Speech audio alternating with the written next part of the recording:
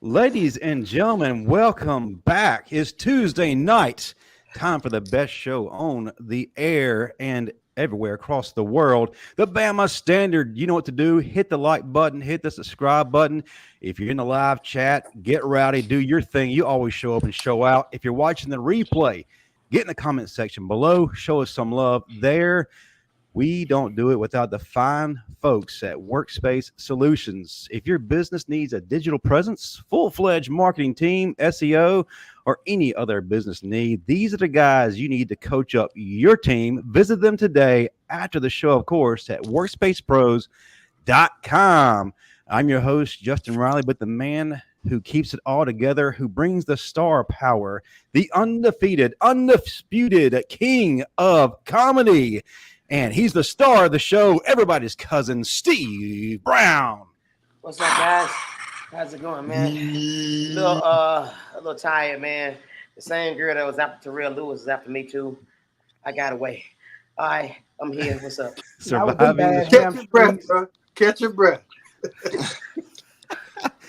I'm good. And then next to him's a 1999 all-SEC linebacker. When Ric Flair said to be the man, woo, you got to beat the man. He is that man, Marvin Constant. What's good? Marvin got away. Marvin got away.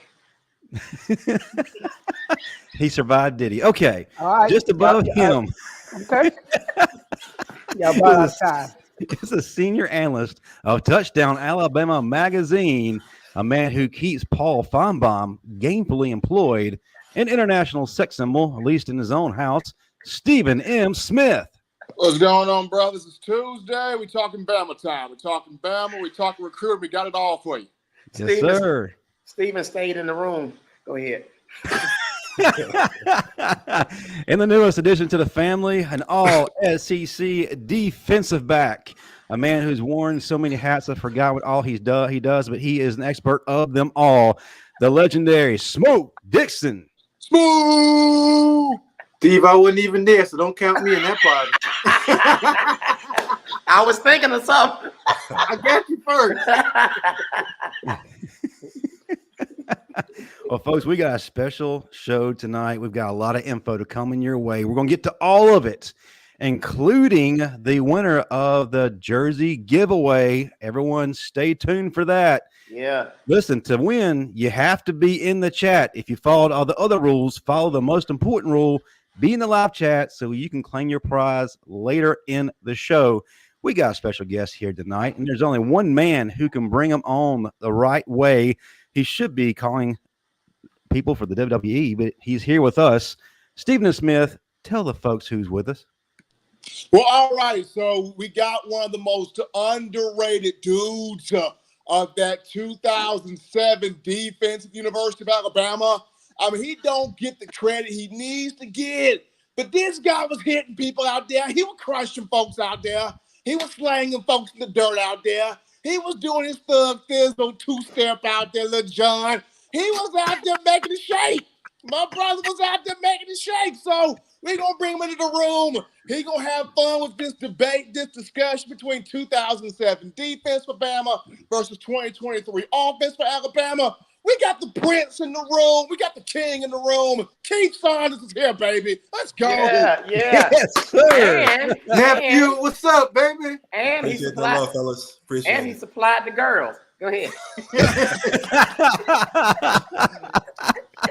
I'm going down to Miami. I got y'all. Already know that. So, what's your number? How is Mike Price doing, Keith? Man, you guys tell me, man. Like I told you earlier, I'm thankful for Mike, man. He got me to Alabama. He got me. Look, keep saying Mike's off-field stuff is not his concern. No, he came to Alabama and did his thing. Keith, welcome, man. It's been a long time coming. We finally got you here. We're finally excited to have you in the fold. Get ready for a crazy ride. It's going to be a lot of fun, sir. All right. Well, let's start things out. A lot going on at the University of Alabama. It's recruiting season. People getting fired up. A lot of people said Coach DeBoer could not do it. He can't recruit in the South, but he's doing something completely different than what the narrative currently is.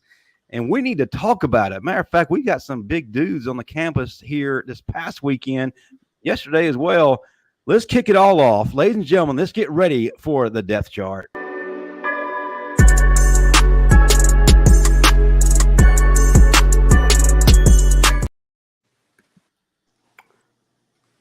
Stephen L. What's up?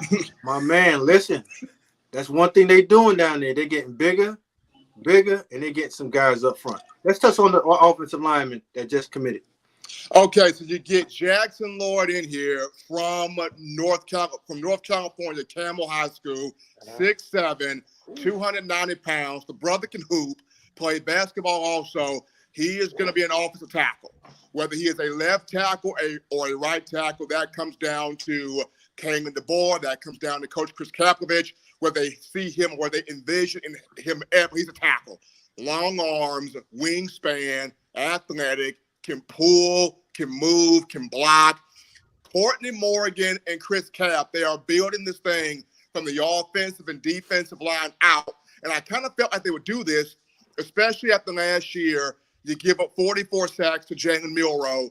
They ain't trying to have that type of – they ain't trying to have that again. So what do? You get specific offensive linemen to fit those needs. You get guards that can be real guards, not just tackles masquerading as guards. If you a guard, you a guard, and you get that position. You a center, and you get that position. If you're a tackle, you a tackle, and you specialize in that position. So Courtney Morgan and Kalen DeBoer have done phenomenal.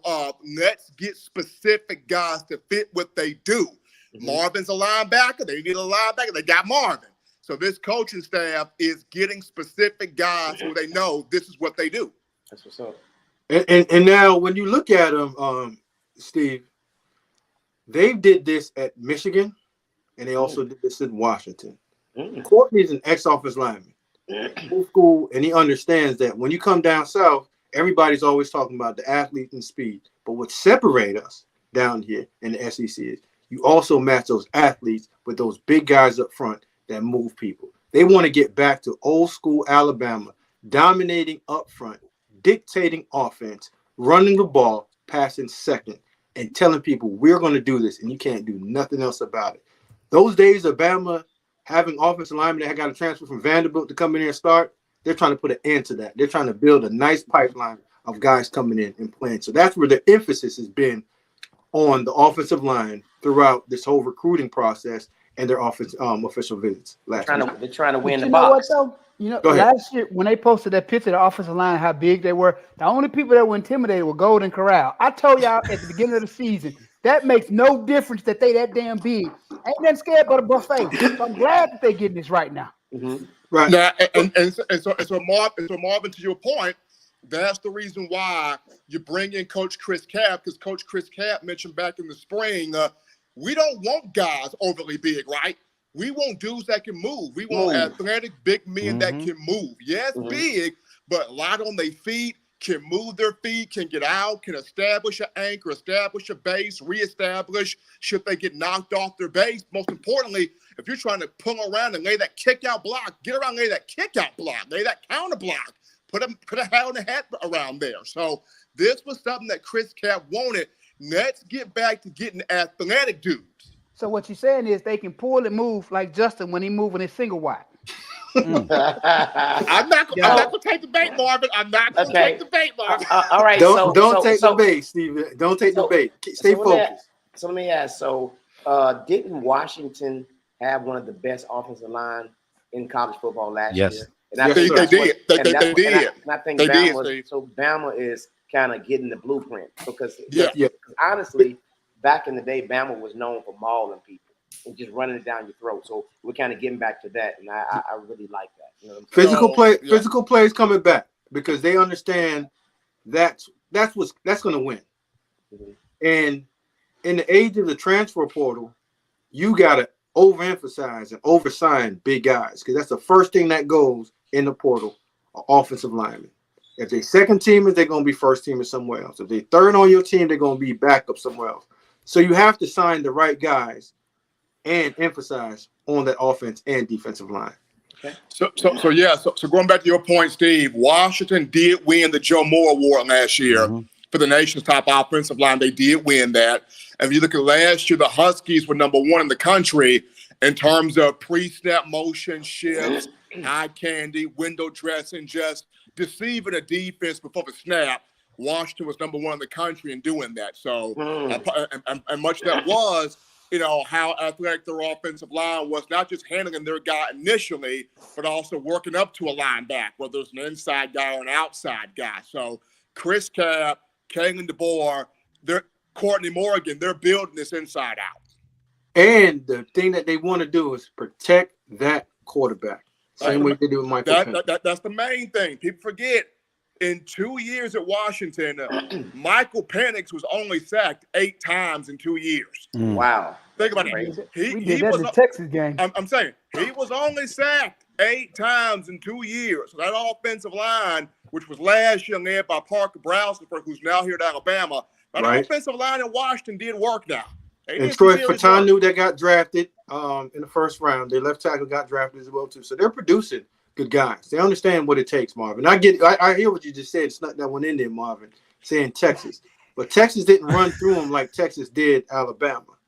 No, I'm talking about Alabama. When we first played Texas, we gave it 6 to 8 sacks that game alone. No. It was 6. No. Marvin said 6 to 8. It wasn't 6 to 8. It was 68. It was 68 sacks. We gave up a lot. Yeah, Texas that first game. I counted them. It was 68. It was bad. Thank you, Marvin. Thank you. Appreciate it. And even with those sacks, a lot of those could be tied into with the quarterback because he wasn't quite ready yet to see all that pressure. Texas was outstanding up front. Yeah. And the thing is, they were outstanding up front, but we made them look better than what they were because I would say when they played Washington's offensive line neutralized them, and they somewhat manhandled them. Even though Texas was bigger, Washington's offensive line was doing their thing against them. So I agree with you. So I think that came down to better coaching, better preparation. Yeah. I didn't think that Tommy Rees did a good enough job of allowing Jalen Milroe to grow early. He wanted him to do something that he wasn't capable of doing as yet. But as you got throughout the year, they started implementing plays with Jalen Milroe to make him feel comfortable and unlock them about the 5th or 6th game. And then the young man started playing like himself. I beg to differ. I just think he just didn't come to work that day. All right. Next. Well, you're seeing a great change. You talked about how big and how slow they were. Sure, they looked like WWE wrestlers. Very impressive to the eye. But now you're having a physiological change. And with that, you have guys that are going to be more athletic and more confident. Confidence leads to dominance. They're going to be able to do what they do best. And you can already see that in place now. We got a small glimpse here at the A-Day game. They were able to move the defensive front at will, creating huge holes. We saw what Jam Miller and Justice Haynes were able to do. But not only that, with the confidence of the offensive linemen to be their best selves, look at the confidence in Jalen Milroe in that pocket. He was calm. He was cool. He was picking his spots. He wasn't rushed. He was finally beginning to evolve into what we said he was this past year. People wrote us off for saying it. You get ready for a greater change coming just because of what we're seeing with the physiological transformation with the offensive line. I think that, but then also, as we move through this, the confidence of the running backs. Yep. When Justice Haynes sees a hole where he can run through and know, hey, I can get this yardage. When a Jam Miller sees I can cut back knowing that my offensive line got me. When a Richard Young, if you decide to play a Daniel Hill or a Kevin Riley, when they see, hey, I got an offensive line that's blocking for me, that's quick, that's getting these dudes out the way and allowing me to do my thing and show why I was a 4 or 5-star back coming in, that creates dividends because they're seeing, hey, these guys are creating these opportunities for me. Now, Keith, you being a not as old as Marvin and I, right? Thank you for throwing me under the bus. You old as hell. You old as hell. Yeah. From your point of view, what have you seen from Bama year to year that you can say, you know what, that's a Bama standard that we all know? I think you guys hit it on the head earlier. Just the the dominance on the offensive line, defensive line over the years. Last year, early, we kind of got away from it on the offensive side. But again, throughout the year, there's more confidence. They got stronger. And you saw them start to impose their will a little bit more on offense throughout the year. I think defense has been solid since Saban's been there, right? There's always been a dominance on the defensive side of the ball, offense as well. But this past year, we started off slow on the offensive line, but they picked it up toward the end of the year. Hold on. Wait. You said the defense has always been there? Is that what you said? In my opinion, yeah. Oh, shit. Listen, we're not going to count that 4-year period. That's a mulligan. We'll count that 4 years. That's a mulligan. Go ahead, Marvin. Go ahead, Marvin. Listen, we're not going to dive into the golden era. That don't count. I'm talking about Saban. I'm talking about Saban era. I know. Pete Golden was his defensive coordinator. So we're going to talk about that 4-year decline. Hey, Marvin. We just complete the fifth on that one. Well, no. Listen. We still had dogs. We had dogs, but there's some questionable calls, right? Put the players in tough situations. We had dogs, exactly. But our defensive stats went like this. Do you realize halfway through one season, we were 11th in the SEC in sacks? Vandy had more sacks than us halfway through a season 1 year. Yep.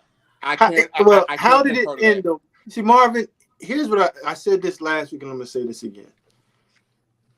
We crushed Pete Golden, and if it's justified for you, fine. But you got to understand, Pete Golden got in between Kirby and Pruitt.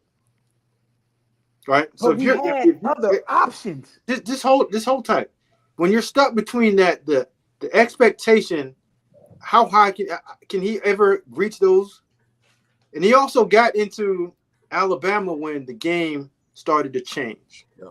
They started playing up tempo, so just hear me out. So the points and the sacks weren't going to come as easily. RPO started getting implemented. So they had to adjust with the time. He just got caught up in the adjustment. Is he the best? No.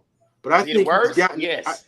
but here's the thing, though. It's one thing to say the game changed, but it's another when they out there just flat out confused, lined up wrong, knocking each other over. It's like, hey, Marvin, what are you Marvin, I'm calling the plays. If you study Bama's film over the years, and I've studied, you always had guys running free. They do so much on defense, Marvin. No, that ain't what I'm talking about when I say running free. I'm talking about defensive linemen standing there arguing because they're confused about what they lining up at pre-snap. No. Marvin don't mean running free like blitzing and doing what you got to do. He mean running free like someone literally running to the car. They ain't know what the hell they're doing. The defense was so complicated and so it was so ineffective until. It was crazy. We didn't look like Bama. Can we agree that I agree. We didn't look like Bama at times? I agree. Steve, they wasn't running to the car now. They went to the car. See, but my only thing was there were several analysts on the staff that would have been far greater defensive coordinators.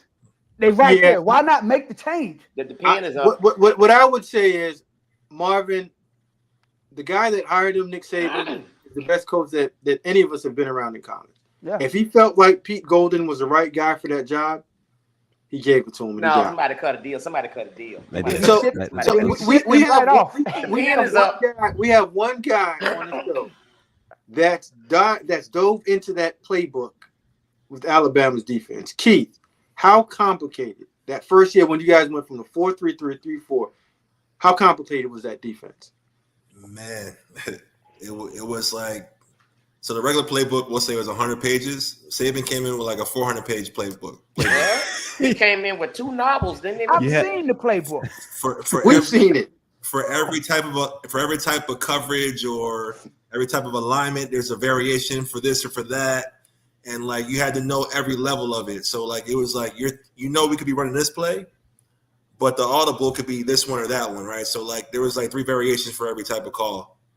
So that's why I think it was a challenge for a lot of us, right? Because we went from, like you said, a traditional 4-3 to a 3-4. So now me, myself, right, I'm standing up now every play, whereas before I'm on the edge on the 4-3. So, like, I got to know if there's a slot receiver to get out there and get him off the route, right, reroute, or if I'm blitzing here. Like, so there's a lot to it. Marvin, what you laughing about, bro? Does Justin have women's anatomy on his mind? And I looked up. I said, they got me on there. Cassandra, you got me on there. Hey, But- go ahead, Justin. Go ahead. Steve, isn't it amazing how we always, no matter what the topic is or what the episode focuses on, we always circle back to Marvin's pick me girl baggage with Pete Golding. Yeah, he made it. Marvin is a defensive guy, but I will say this: Bama defense is slowly trending back to Bama defense because our last defensive coordinator, Kevin Steele, he did what he could. Now I would say this: Bama did look pretty decent against Michigan, with the exception of busted coverages on the back end. But I mean, I think that they played somewhat well enough to win the game. But I think it was the offensive play calling that doing this. Now, Steve, And the offensive line too. Now, Steve, everybody's going to say Kevin Steele. I'm going to jump out there and say the guy that was calling the defense, orchestrating the defense last year was T-Rod, Tavares Robinson. Okay. He was called. You mean the guy that went to Georgia? Yes. T-Rob, I will say to be a this. co-coordinator T-Rob- instead of being the T-Rob- coordinator. T-Rob had a hand in there. He did. T-Rob had a hand in there. It was a collaborative effort. Yes, Steele had the final decision under the DC tag, but yes, T-Rob had a hand in collaborating the play caller. Stephen M., I would say this, and I'm just going to ask you a simple question. When have you ever seen Nick Saban allow his defensive coordinator to go up in the booth? Okay. No. Pruitt didn't do it. Kirby didn't do it. Nobody. So the only guy we've seen go up that you're saying that called it was who? Kevin Steele. So the guy on the field was who? T-Rob. That defense looked completely different than it has in years, didn't it? You didn't see as many busted coverage. You saw the guys on the back end were tied in. And Keith knows it. Marvin knows it. If you're going to call that defense, you got to call it from where, Marvin? The back end to the front. If you don't know that back end, it's going to look bad. And I think that's why that defense looked the way that you said, Steve Brown, last year. Mm-hmm. Guys were busting free. Defensive back were locked in. When they had the nickel packages and the dime packages, you saw guys fitting up runs, blitzes, and guys were covered up. Go back to the Georgia game. Beautifully called game. Yep. T-Rob. That's the reason why he left and went to Georgia, and everybody was screaming his name and dropping $2 million a year for him to go where he needed to get to. So why don't we keep him? When the bring shut back up, he said he didn't want none. Now, why was he not kept, Marvin? That's a question for Greg Byrne. They should have gave him the money and gave him a truck driver headset like Marvin got him. Absolutely. Breaker 19 over there. You got the same headset, Justin. Now listen. Hey. Let's circle back to the original topic at hand as Marvin continues to interrupt. Okay. Let's try to clear things up here. How's DeBoer doing what he's doing on the recruiting trail? And I want the whole panel to answer, but I'm going to start things out with Smoke because you've been on the front lines. They've all been given these sales pitches. These kids everywhere, money being thrown at them, all these crazy videos, you name it. So how do you make what you're offering sexier, or how's he making it sexier? What's winning them over ultimately? And then after that, just go to Marvin, Steve, Keith, and then Stephen M. Smith can tell us his secrets. Well, when you're looking at Coach DeBoer and the message that he's delivering, he's being authentic. He's being himself. On the offensive side, if he's recruiting guys in terms of offensive linemen, like Stephen said earlier, he's produced a phenomenal offensive line. His offensive line coach have gotten guys to the NFL through understanding who they need to be, development. When you talk about quarterback play, Michael Penix was not a household name when he got to Washington. He helped cultivate Michael Penix into the third quarterback taken in the NFL draft, top 10. If you're a receiver, Roman Duzier, Paul, those guys got drafted in the first round, second round, and they're NFL players. So if you're a young guy in the South and you want juice in terms of going to a place where you're going to be an offensive player, get the ball, get developed, and the opportunity to go to the NFL, Alabama is a stop. Now on defense, it's Bama football. We're known for that. So the message that you're sending, we're still Alabama. It's just dressed up, buttoned up with a new flash, new music, new spirit, and new energy. So they don't have to get into the NIL space, which they can. But that's not the complete sell. It's built by Bama. Simple. The old man is gone. The new guy's in. We have music at practice. We got juice. We got energy. It's a reborn life. And we're a touchdown factory. And we're an offensive factory because I'm here and I'm calling the shots. Well, that's the message I'm getting. Freddie, bring him on staff. He has two strong points working for him. One, he can always go in, hey, I just lost the national championship at the University of Washington with nowhere near the horses that I'm going to have here in Alabama. So imagine me taking my blueprint that I almost won a national championship in Washington with to Alabama in the South with these horses.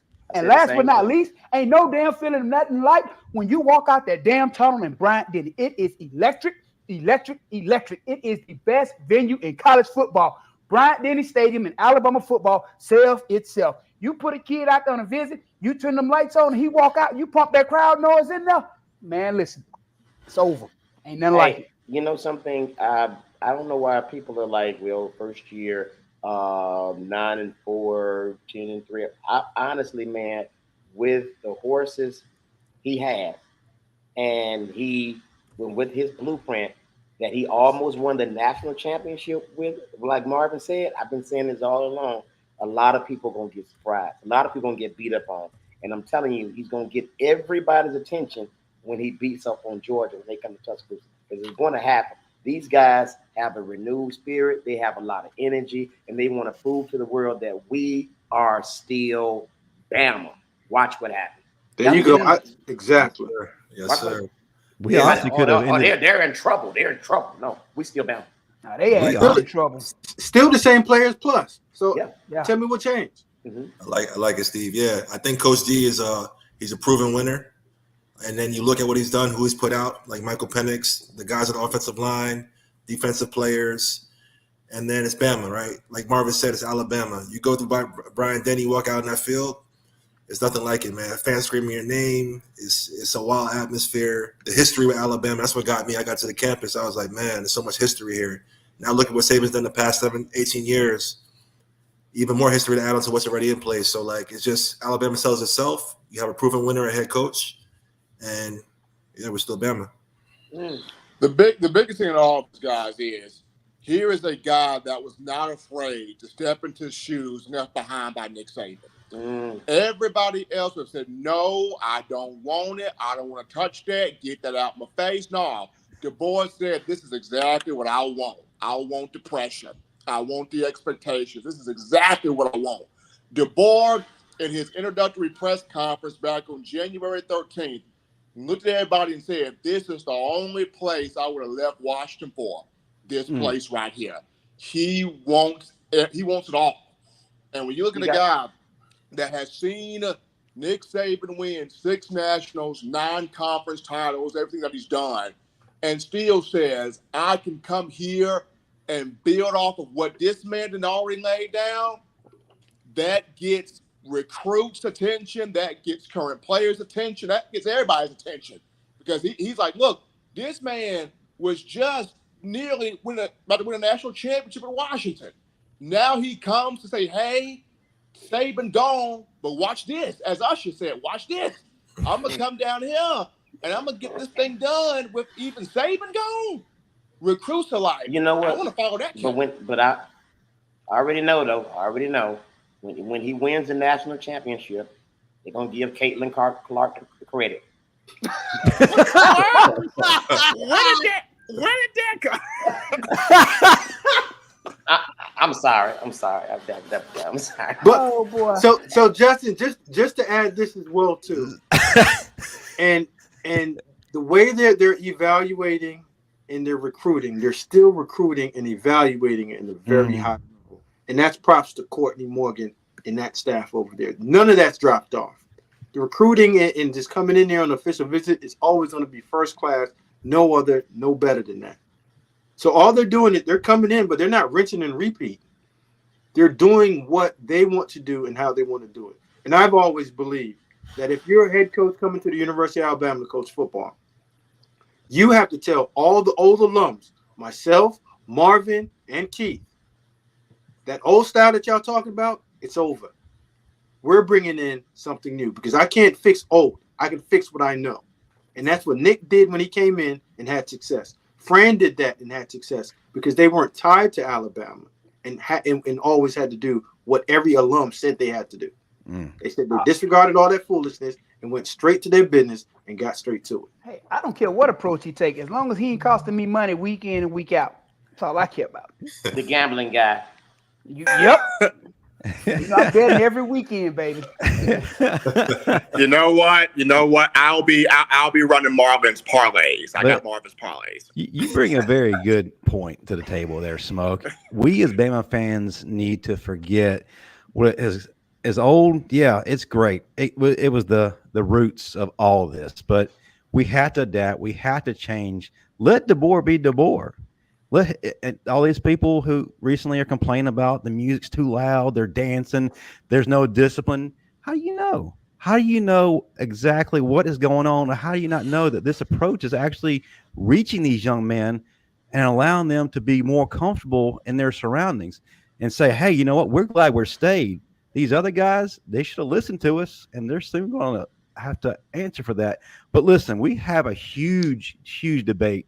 And Keith, you're actually a part of this. It's amazing how God works. A couple of weeks ago, I think it was about a month ago, Marvin's cousin, Jermaine Funny Man Johnson, posed the question. Can the 2007 Bama defense, Nick's first defense, stop the 2023 Alabama offense, Nick's last offense? So we're going to talk about who would come out victorious. I know Keith's a little partial, but we're trusting his judgment. We're going to have fun either way. I know that Steve and M and Smoke have been working at this, so we're going to let them lead off. And then the star of the show is going to give his thoughts. And then Marvin and Keith is going to defend his ground. All right, Keith. You know I'm a defensive guy. And you know I'm with you, nephew. We go way, way back. You're my partner. Your nephew. But, man, there's a lot of issues that y'all would have with this offense in terms of your defense. The first one I'm going to start off with is, how are you guys going to defend with those big offensive linemen? And you guys just came from the 4-3 to 3-4. The size difference in there. You had, I know my boy Nuke was in there, Wallace Gilberry, yourself, but you guys didn't have enough. You guys didn't have enough girth in there to do anything with them. So defend yourself against the run against this big offensive line. Gilberry was a dog now. Gilberry was. Listen, Nuke was a problem. Big time. So was J.C. Latham. Smoke. I'm gonna remind y'all one game we played in 2007. Go ahead. Arkansas Razorbacks. Darren McFadden, Felix Jones, Peyton Hillis. These boys ran the ball 85 times that game. And look, I mean, we gave like 200 yards, but they ran the ball 85 times with 3 dogs. Stop and that line. You said 200 yards in 2 games, or just one? One 85 times. Oh, What's the average on that? 3 yards a carry. That's 3. That's winning on the defense. That's winning. That's winning defense. With three dogs, all NFL running backs, 3 like 2 prime. So I mean, like, we could defend the run, and them boys are big. That O-line was huge from Arkansas. Okay. We come back, we play Georgia, same thing. No Sean Moreno, same thing. That Georgia O-line was huge too that year. So we can defend the run. What I will say is Milroe could be a problem. That's what I was gonna get to. But that's what we're gonna get to next. We never saw something like that. We never saw something like that. He runs a 4.4, and the boys are athletes. So like that would be a problem. And that's always been Nick Saban's kryptonite to that defense. A coverage quarterback. So go ahead. So Keith, with Milroe being a problem, who off that 07 defense would you trust to spy him? Rolando McClain. McClain? Yes. McClain could move. 4-4. McClain was a problem, but you also had Prince Hall out there. Yeah, you did. People forget about him. And you know something, but you know what? Speaking of Milroe, no DB or safety. Let's keep it real, guys. They don't want to hit him. We've seen Milroe truck plenty of people. All right, so Steve, hold on a second. To that, my guy Rashad Johnson coming down here. Yes, he's banging with anybody. I'm talking about the. I'm sorry. I'm talking about the days, DB. Okay. I get it. I'm talking about the days. Gee, Okay. don't forget Kareem Jackson too, man. He could lay some wood. Good. Oh. So for your Rashad Johnson, who's going to match up on Amari Nyback? 84, the tight end. Okay. We understand. We understand that football now is not played basic 11 person. It's a matchup issue. All right. So they have players that you have to match up with. Who's going to contain that 11 personnel with him lined up there in the slot? Okay. I can answer that. I can answer that. Steve. Go ahead. Can I answer that? Go ahead, Steve. And I got to answer it, and I'm gonna be as truthful as I can. Night Black, he don't count. He don't count. He quit on Bama. He left. So take him out of the equation. But he was there. He was Quit on there Bama. when he went on Instagram. He quit on Bama. He quit. All the players that left and all this coming to the transfer portal. I don't give a damn how many Daniel Boone or Daniel Moore portraits. Yeah, we're taking them down. You quit on Bama. But- Did you man say Daniel Boone? But Steve, he played during that season, so we have to count him. After the season, we ain't gonna do nothing else. So just for argument's sake, who would you have match up in 11 personnel with Mark? So again, I'm gonna be completely transparent on this one. That's a tough one because now you have me and Zeke would have to carry the tight end, and we're both new to the position, right? So like when I played in 2007, the tight end position wasn't really used that heavily against us. But if that were like used, that could be a problem. So I'm gonna keep it real there. Because we don't want to go rush the passer and play the run, but like the cover in space, that would be a problem. And Smoke. And another thing. Any brother that's on Instagram dancing and doing all this after Bama took a loss, hell no. He don't count. Let's go to another argument. What about the time he was on there doing a percolator? Man, we ain't See, the problem is we're going to stick straight to the facts of it. This is a matchup. We don't care about who they are as people. We just care about the player, right? Okay, man. So now you go to Pony, right? 2 backs, 3 receivers.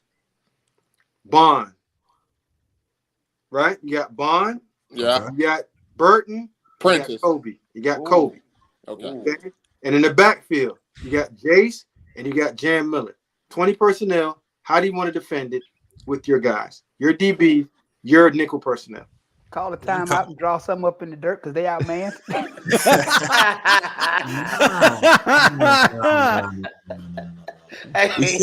Our DBs were young. We still got Simeon Castile outside. He can lock down. Yes, he can lock down. We got Rashad Wait, on top. You need 3 DBs. That Simeon put him on Burton. We got Kareem. Young Kareem. You still need one more. Marquise was still up and coming. Marquise was still a little young, but he could probably hold his own out there. Marquise Johnson. Yes. Okay. So they tight hamstrings. Man. They found the fish. You always look for that weak point. Now you got him and Isaiah Bond in the slot. How you want to do that? He body Isaiah Bond as a Smoke. You acting like he like Milrose is just tossing him downfield all day. He's not looking like his first instinct early. Are we talking about early Milroe or late Milroe? We're talking about 2020 team. We're not talking early, late, or middle. Just overall team. Oh, early Milroe was a sack. Early, yeah. He's not looking downfield that long. He's off his read off the bat. I say to keep it fair, both teams at their peak, at their best. So Right. best At their Milroe. But you know what a problem would be in this with that personnel grouping? If those guys are clearing out and you got Jam and who else you said a running back? We'll just say Jace McCown. Jason Jam, man, they're gonna screen and draw y'all to death, and it's gonna hurt, and it's gonna hurt bad. But we never ran the screen. No, but that's what I would do if I had in that situation. Hey, excuse me, Justin. Can you say that again slowly, please? We never ran the screen. And I always said, why are we not running screens to loosen up defenses? Paige and Bill O'Brien. Bill O'Brien on line 1. Smoking barbecue is best case scenario. Somebody even took a screen door out there on the field trying to give him a hit. He still would not run the screen. but Keith, the issue is just the different era of playing. Like back then, early 2000, it was 12-21 personnel. Slug them up downhill. Two rush, run on first and second down, maybe play action pass. Now they spreading you guys out. You guys weren't built for the personnel to play in space like this group can, and that's where it comes in. True. And I, like I said, Wallace Gilberry, Brendan Dedrick was on that team. The late great Lorenzo Washington. What's right? The person get pressure inside all day. That would have been now. That would have been it. I think that's where you guys would have had the strength, because even though this offensive line is talented, they still didn't play at a high level until late. So I think they wouldn't be able to get the ball off. To be honest, I think the biggest thing with that defensive line 07 would have had success in, the offensive line for 2023 did not communicate well at all, especially on blitz pickup. They did not communicate well on blitz pickup. Like, those guys didn't know who to pass off, who to take this blitz, who to take that blitz. So Gilberry would have clocked somebody. Oh, no, without a doubt. He was so quick off the ball. Yep, Wallace is getting off. Dedder's getting off. I think Bobby's getting off on the inside, all interior. They forget about Bobby Greenwood. That's one of the most underrated defensive linemen. Yeah. Greenwood was savage now. Greenwood was a savage. Yeah, hands. Greenwood was savage. Bobby was a problem. And you know, Seth gonna roll the ball back there at least 2 or 3 times. He's gonna about 4 or 5. And Simeon would have picked it up and scored. And scored. So if we take it around, the horn, all right. Starting with you, Stephen B. Okay. Give me the score right now. 07 defense, 2023 offense. Hold on, time out. You mean give you the score? The defense ain't gonna score points, so how we gonna give a score? For the win. The team, just give me the outcome. Who's gonna win? Defense or offense? Oh, all right, cool. Yeah. Well, you know what? Okay. The 27 defense. The 07 defense. The 07. I'm sorry. Who was the D coordinator? Kevin Steele. Kevin Steele in his prime.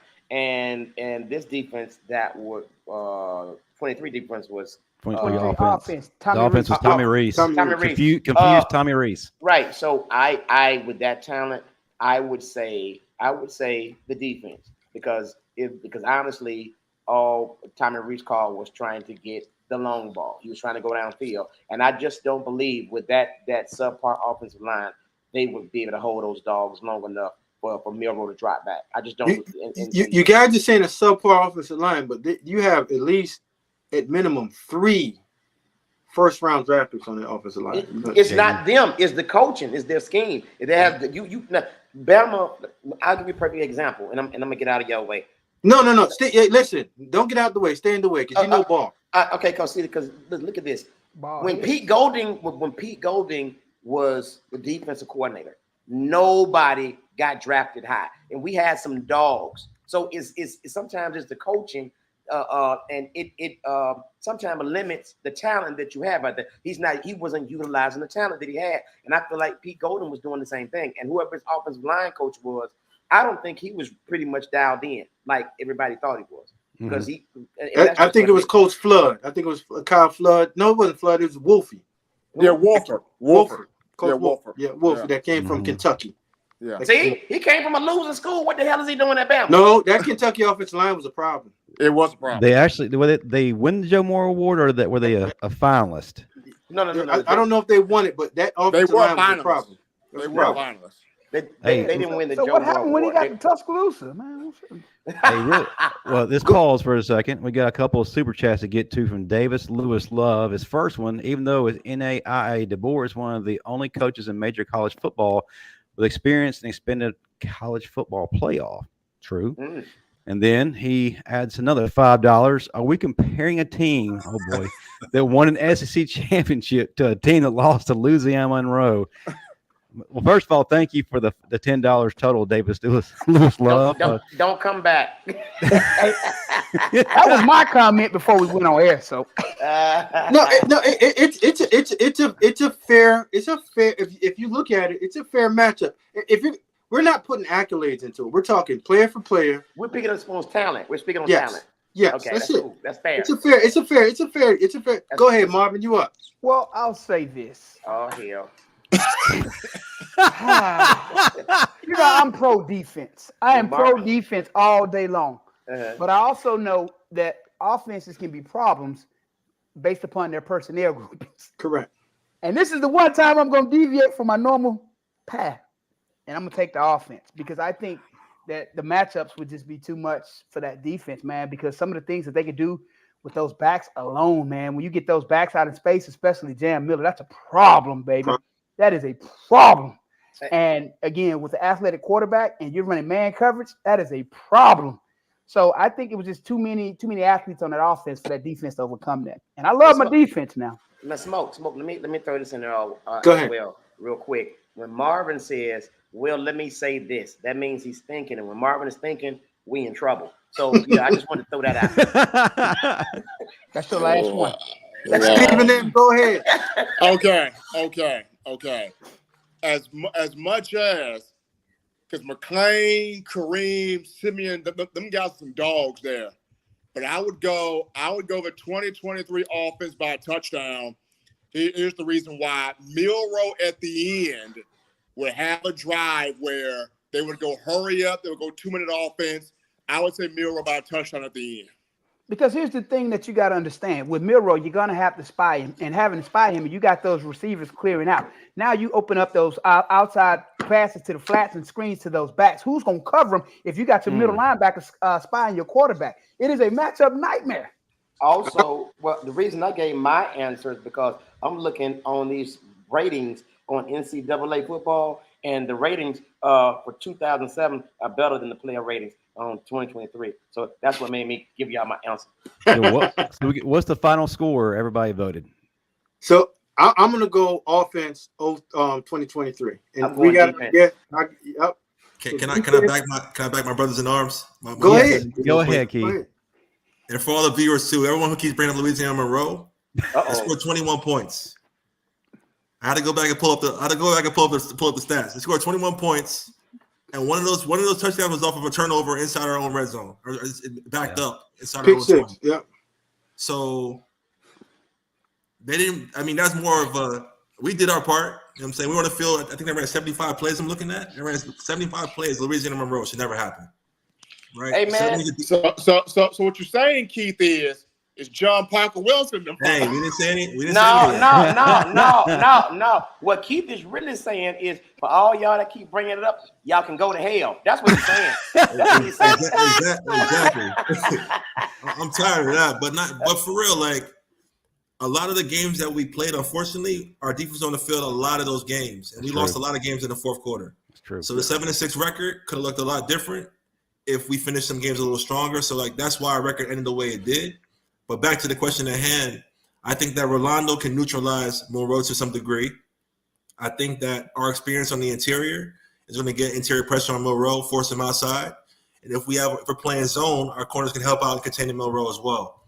So I think that we hold them to 20 to 24 points, and it's on our offense. Like that's what I think. That's what I think.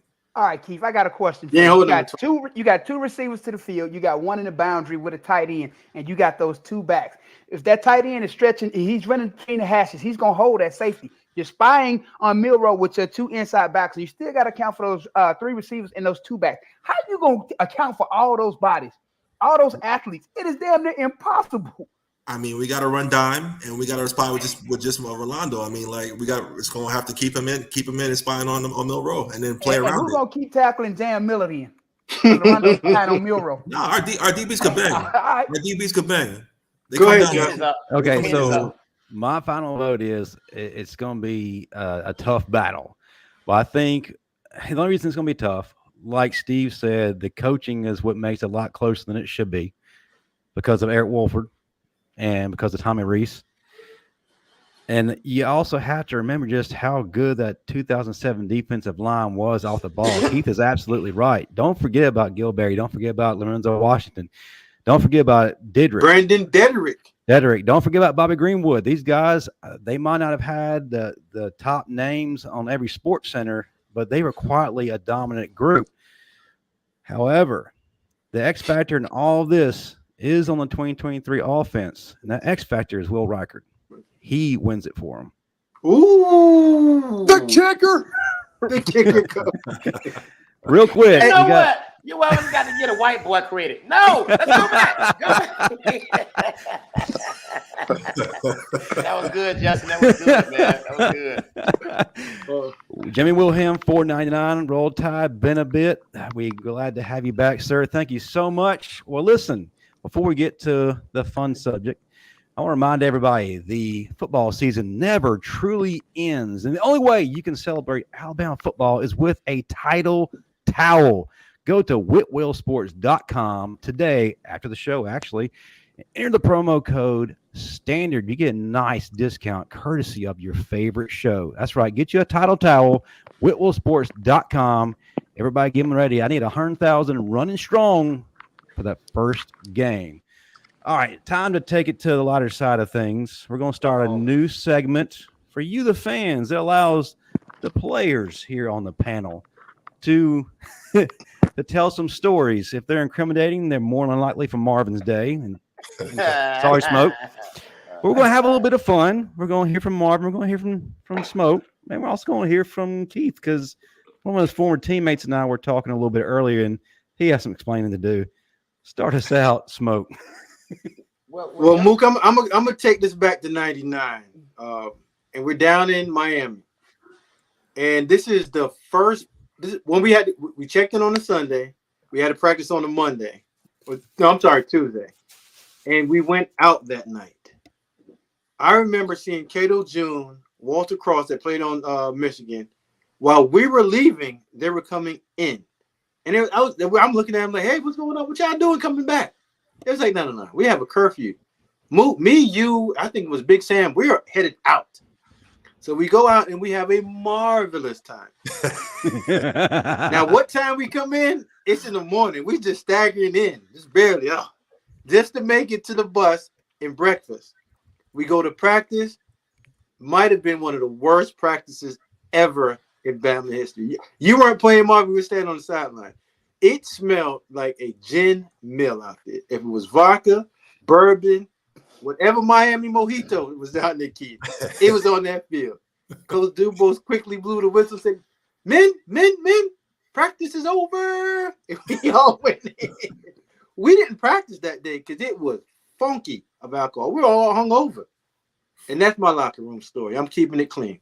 And to follow that up, the morning of the game, me, Kenny Smith, and Big Sam. We walking in the hotel at 7 a.m. reeking. Who do we see? Dubose. He shook his head. I just pointed at Big Sam. I knew he wasn't gonna say that to Chris. I like, so you gonna chew me and Kenny out, but you gonna say that to Chris? He just shook his head, man. Look, boy, hey, you talking about a true walk of shame, boy, because we had already been chewed out earlier. Now we walking in at 7 a.m. reeking, boy. Early on the week. So no, this was the day of the game. The fact that we were up 21-0, this lets you guys know how talented we were at that time. Wow. But also how immature we were at that time as well, too. Not to have the focus and understanding how big of a game this was at that time. Because we were so talented, we didn't know what the heck we were doing. We were just having fun. We're a sophomore and freshman team. We were a young team, and Dubose said, stay off the scooters. We on the bus. Who come up on the scooters sideways, turn the trick, all the damn DBs. And I'm looking at you. I'm like, come on, man. We just got in trouble. Now y'all going to pull up to the bus with the scooters when this man told us to stay off. Everything that he said not to do, I believe we did. And then Bert wrecked the scooter and put it on the sidewalk and pretended like he got ran over. Man, Dubose couldn't stand y'all, man. Hey, listen, we got Dubose Coach of the Year, and we won the SEC championship. I just wish that we were a lot more mature, and we had a coach that just made sure that we did what we're supposed to do at the right time. But we're just young kids acting dumb. But you beat Florida twice, coached by Steve Spurrier. That there is a national championship, sir. But that's when I found out if you went to Coco's or the Rolex at the time, if you were under 21, they gave you a white t-shirt to put on. I was like, Yeah, we had a great time in Miami, baby. We had too much money and too much time, and we should have took it more serious. The 3rd overall pick didn't play in that game. I just want to let everybody know. We had starting left tackle was a true freshman, and Bart Ralston started it right with Lannis Baxley. That's what we're going against a really good Michigan team. Sorry for holding you up, Keith. What you got? Yeah. Keep smiling. He got something. He's got something. He thought of something as soon as y'all started talking. Yeah, no, we're not gonna go to that. We're not gonna go to that story. Keith was in the moon wings. Go I was ahead. about to say it didn't involve the moon wings. Music City Bowl. I mean, Ooh. I wasn't playing at the time. I think that's like my red shirt freshman year. You were playing Against Minnesota? Against Minnesota. You were playing. Come on. Was it? No, was it cold? we're in the Gaylord Hotel. I'll never forget this, man. I don't know if Rudy told you this story, Justin, or not, but I mean, I'm gonna go halfway into it. I'm not gonna go too deep in this story. But we're all hanging out the night before the game, and everybody's around. I'm at the bar. I don't know how I get there, but again, we're in the Gaylord Hotel. It's like its own little community in Nashville, and there are three girls, like college girls, like from I don't know, Nashville, wherever. There's a bunch of schools around here. TSU, Belmont. Vanderbilt. It's a bunch of them. Smoke, why you drop your head? Go ahead, dog. He was in the middle of it. I wasn't in on curfew. We'll leave it at that. We'll leave it at that for that story. But Justin, you said Rudy has some stories for you. He's got a couple of questions he wants me to ask you. He said, first, who had the best rap album, Jay-Z Blueprint or Juvenile 400 Degrees? Okay, that's a good one. So me and Rudy Griffin, we're brothers, right? So we're roommates. It's me, Rudy, and another teammate, Justin Johnson. Marvin, I think you know Justin. I know Justin. I know Justin. So we're all at the what's the place at the Patty Melts? I forgot the name of the diner that used to be right there. Burt. Okay, Burt, we're in Burke Hall, right? So I'm the only guy from the Northeast on the team. I'm from Jersey. Patey. It's Patey. Patey, yeah. Patey. Where the roaches are bigger than the students. God, no. So we're at Patey Hall. I'm from the Northeast. I'm repping Jersey, New York, East Coast, and they're from the South, Justin and Rudy, right? So they're like, the best rap album ever is 400 Degrees. I'm like, man, get out of here. I'm like, Blueprint, Jay-Z. So like, we got into it so hard, like we almost got in a fist fight about that. Who had the best rap album? Jay-Z's Blueprint or Lil Wayne 400 Degrees? And like, that's something to this day, man. Like I was like, man, I don't know how I got that far, but like we was like really like about to get out of it. Wow. Hold on. Y'all about to go to blows on my rap album. Oh yeah, it's serious. Hey, You get this. You get this. I'm gonna tell you a funny story about the Music City Bowl real quick. We went in '98. Okay. It snowed and iced the entire time. We were playing Virginia Tech. I think it was like 6 degrees, and there was ice blowing sideways at kickoff. Right. We got, guys got hoodies on under their shoulder pad. We look like straight Little League players out there. You got on the full sweatsuit under your clothes. That's how cold it was. We on the sideline. Ellis talking to the team, and I just smell something. I look to the right, and those big coats you put on over your shoulder pads? The Parkers, yeah. Yeah, they had them jet heaters on the sideline. I smell something. I look over there. Darius Gilbert has set his whole damn self on fire. His jacket is burning. I'm like, hey, he was on fire on the sideline. I was like, yeah, you might want to take that off. Hey, Steve, those daggone propane heaters are so dangerous, man. Right. Because I mean, you cold, your whole hands are numb, and you want to go touch it, but it's red, so you're like, man, right. My fingers are dang near. I can't feel it, but I gotta thaw these bad boys up. So you get really, really close, and if you get close and one piece of your shirt or jersey, something to get caught up, you going to flames, brother. Wow. And if I hope that you have a good teammate, because Marvin ain't one. Well, I thought he was on fire. He was like, Usher, let it burn. Let it burn. Number 2, and this kind of got my curiosity here. He says, for you to tell me what girl in means. What? That's what he said. What? Was that Rudy? Rudy said to ask you to tell me, in quotation marks, what girl in means. And he had a laughing face with it. Getting into the Terrell Stewart type of stuff. That might be tied to that Music City Bowl story I told y'all. Half of that story. Wait, you know what? It's your chance. It's your chance to tell it all. You in a safe place. We can talk about it off air. We can talk about it off air. Okay. Now, this is a semi-serious question. Keith, you and I talked a little bit about it earlier today through text, even though it was a crucial time for you and your teammate was laughing at you. Talk to us about the time where you thought your college career was over. Okay. This is how you know Rudy's messed up. But after my freshman year, I got diagnosed with spinal stenosis in my 3, 4, and 5 vertebrae.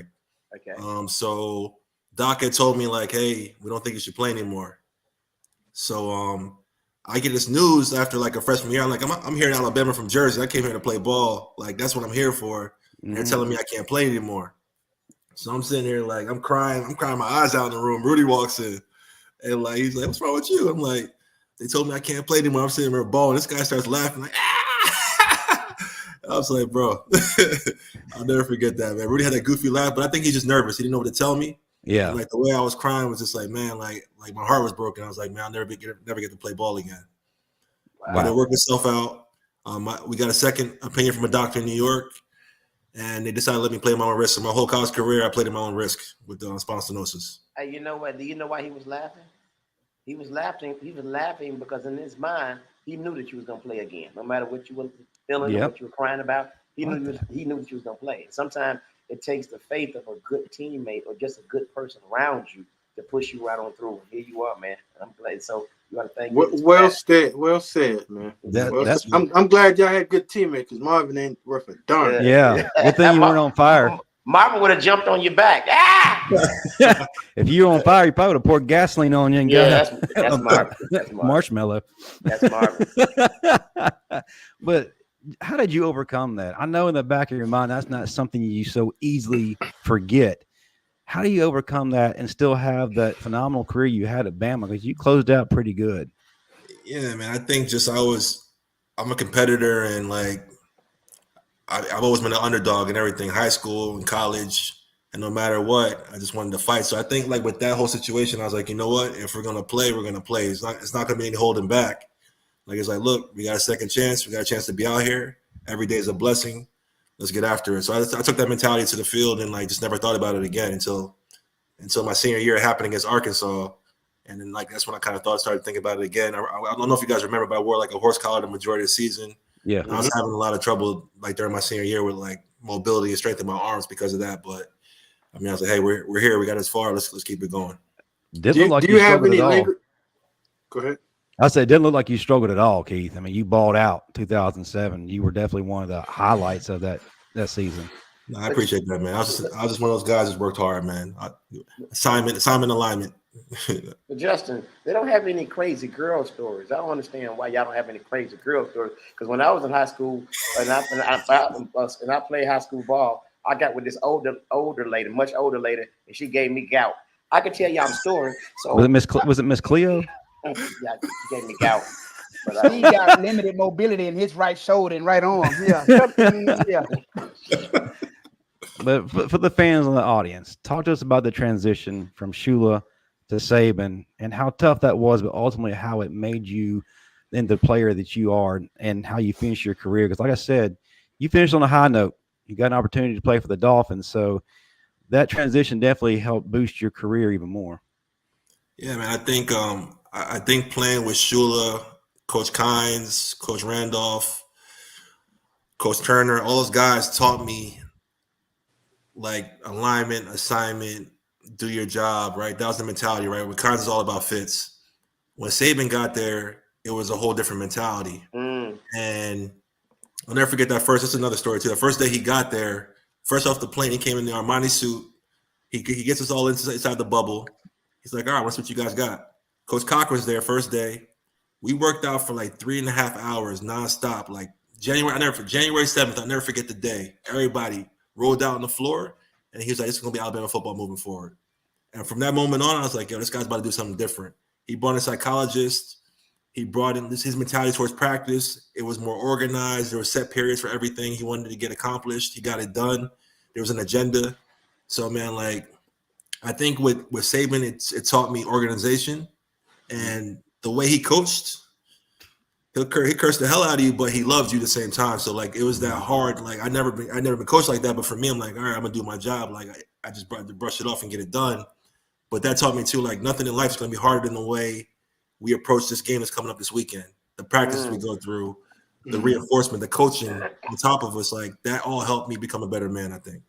So Keith, so a lot of times players that have been coached by Saban have always said you don't listen to how he is saying it to you, but what he is saying to you. For you, like, how did you take that? I mean, you got this man barking at you, but you got to take the emotion part out of it and just hear what he's saying. Like, how'd that come off to you? I mean, I was a low ego guy, so for me, it was like, all right, let me hear what he's saying, how he's coaching me. How can I get better? Wow. This guy's been to the mountaintop. I want to get there. What I got to do? Like, so that's how I approached it. And that helped me, I guess, I'm a coachable guy, so that helped me become a better player.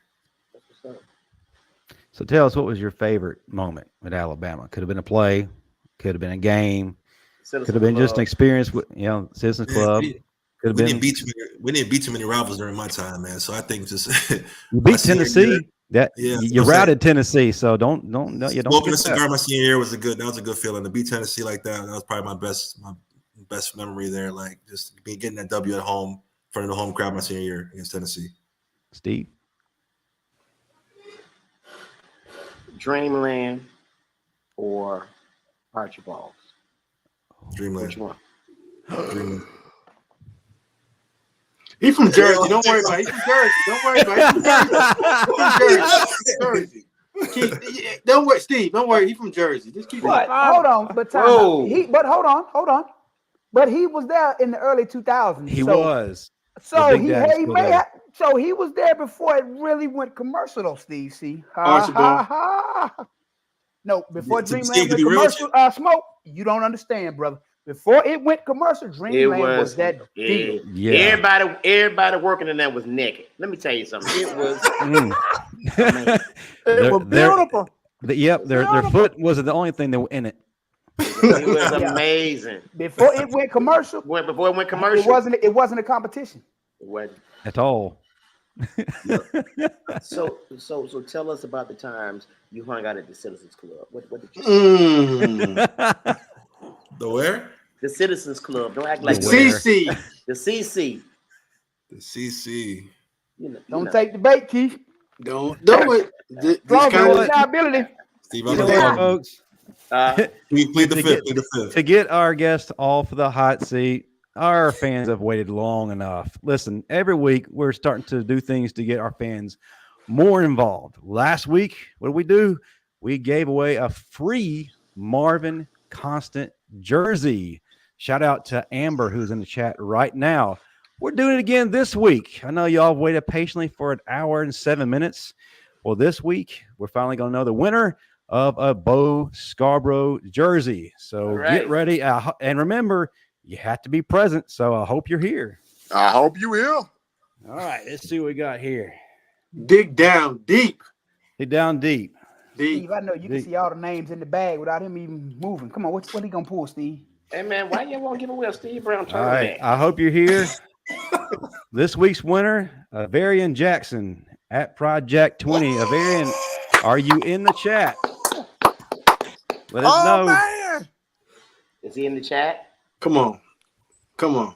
Come on, Action Jackson. Come on. I don't see it. We may have to draw again, Justin. Reach back in the bag. Sorry, Avarian, but hey, there will be more opportunities coming up. We have a lot of great guests and great foreign players on this panel. I got you gonna pull out Don Parker name. Why did? Let's see. He already seen it. You ain't right. Chris Williams.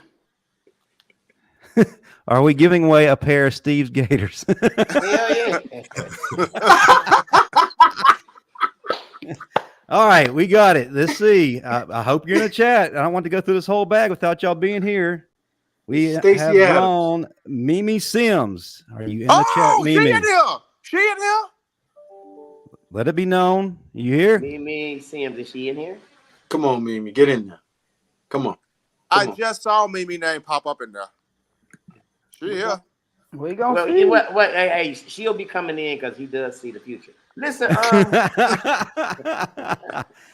we'll give her about, Rain Man. I'll give her Get a him couple off you, seconds Steven. while we are waiting for her response. I'm going to remind everybody of the lineup on this channel tonight, 8 p.m. Central, 9 p.m. Eastern, the final whistle. You got Chris James, Dan James, Matt Caddell, Daniel Petty, Lushawn Graves, and Ty Hayes, all bringing it to you, the latest in Bama football. Tomorrow night, new time, the Crimson Dynasty, 6:30 p.m. Central, with Cishi Payne, Hannah Stevens, and Dan James. You don't want to miss that. You definitely do not want to miss Cishi's epic rants. It's a thing of beauty. And then Saturday night's Talking Bama, 8:30 p.m. Central, 9:30 p.m. Eastern. JB is one of the hosts. He is in the chat right now, and his co-host, JT. Matter of fact, JT, I'll remind everybody. Hey, there she is. He made our new intro. Mimi, man, woo! I told you I saw her. I had to stall a little bit, but Mimi, you are the winner. So what I need from you, a few simple things. Send me an email, justinriley@theBamaStandard.com. I need to know your jersey size, and I also need to have an address to send it to. So you are this week's winner of the Bama Standard jersey giveaway. Congratulations. And hey, folks, if you're in the drawing, you're still remain there for next week and the weeks thereafter. So tune in every week to try to get something free from the Bama Standard. Next week, we'll be auctioning off a replica pair of Steve and M. Smith's Lens Crafter 3000s. You know, we got them. We got them going. We got them ready for you. Hey, so what about the other thing we're going to auction off? We talked about it. Marvin Constant's belly chain.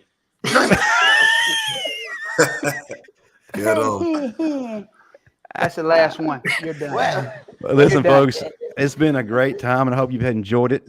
I want to give this opportunity to everybody on the panel to pop what they got. We're going to start out with Marvin Constant, then go to Steve Brown, Stephen Smith, then Smoke, and Keith, our guest, will go last. Tell everybody where they can find you on social media, what you have coming up next, so these fans can keep up with your day-to-day.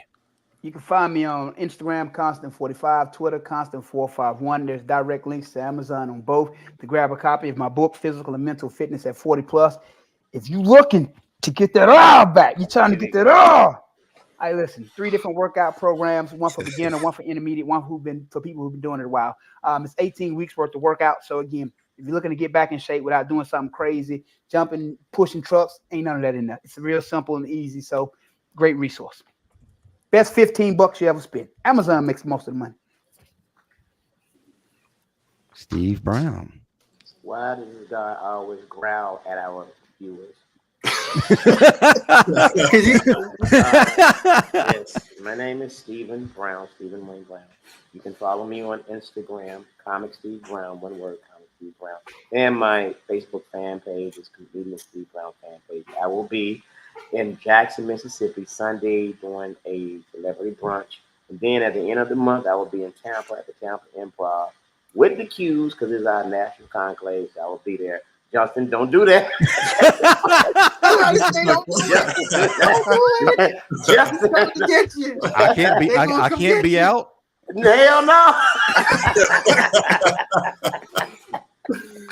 Come on, Steve. I identify as a Q. No, Justin, stop. Hey, Justin, don't play. You're going to be pulling and moving that single wide again. Hit him across the head. Undisclosed location. Kind of like you were at the Diddy party, right? God.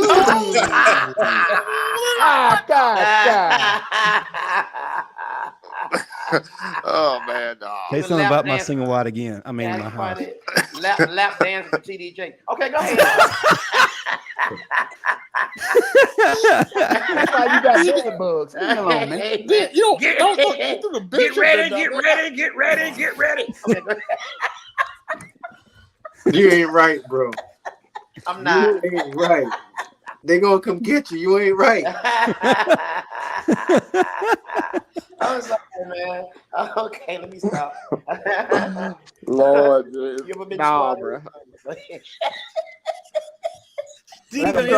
Smith had to hit his inhaler. Come on, leave him alone. Hey, man. Hey, well, right now, I'm actually vacationing with the family this week. What? So I took this time to be a part of the show here with you guys. And when I'm off the vacation, we got, in my own words, a show where we're talking Bama. We're getting recruiting in.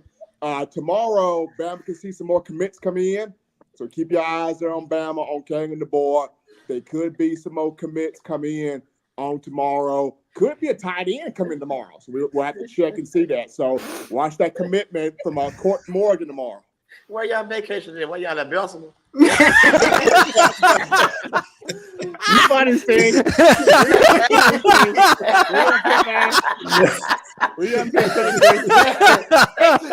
They took a trip to McCalla. I'm crazy, man. We love you, man. We love you. Wait, I think he's in Coleman. We actually in Pigeon Forge to the sea. I know. Oh, You don't pay them no attention. He in Tennessee. When I'm not here chilling with my fellas, you can find me on X and Instagram on Coach GVD Dixon on Instagram and on X. Also, you can find me 4 p.m. Central, 5 p.m. Eastern on Wednesdays and Fridays. Me and my man Carl Reed, Unfiltered on 247 Sports on YouTube. See you in vacation. You in slap out, Steve? No. Y'all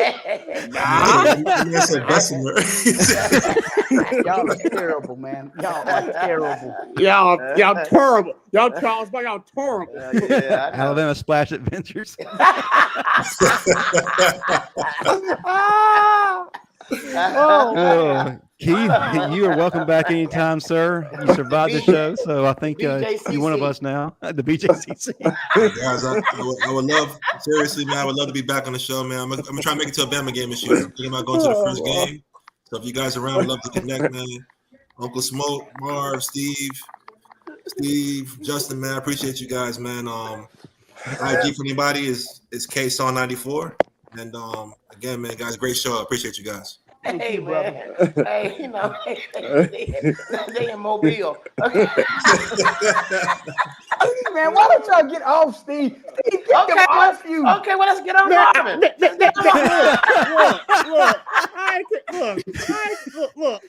I ain't concerned about Steve Brown. He's still trying to find the other part of the toupee.